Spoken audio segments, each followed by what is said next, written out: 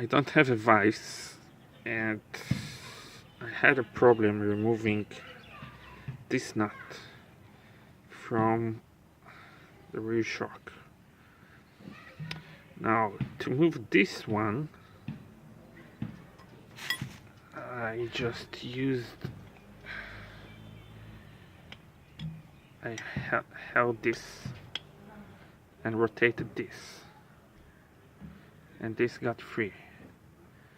But to move this one, after I remove this, I can't, because it rotates together with the shock. So I tried to use the vice grip to hold the shaft here. It couldn't grab it well enough. I saw Emmy's son did the same with a real vise, but it didn't work for me. I thought maybe I would torch it a little, but then I got an idea, because I could use this one as a leverage to remove this. But if I screw it, it will get to the end of the screw of the thread, so it wouldn't allow space to remove this nut to the edge. So I invented a clever idea. I don't know if anyone used it before, but this is a nice idea. I just put nuts. Okay, first let me finish removing this one. I will show you. I put nuts between the end and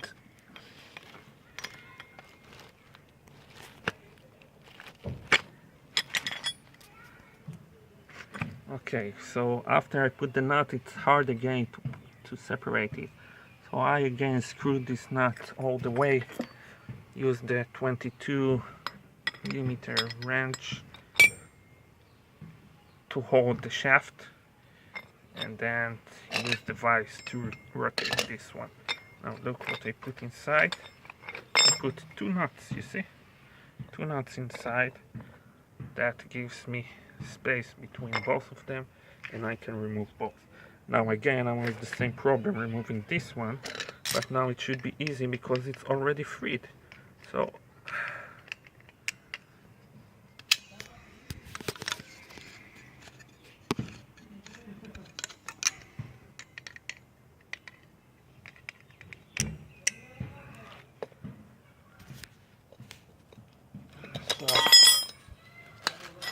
then put this one, and it should come off now. No. Okay, wait a second. And now it should come off. Now, wow. I didn't think it would still be hard. Ah, here you go. Piece of crap. Motherfucker.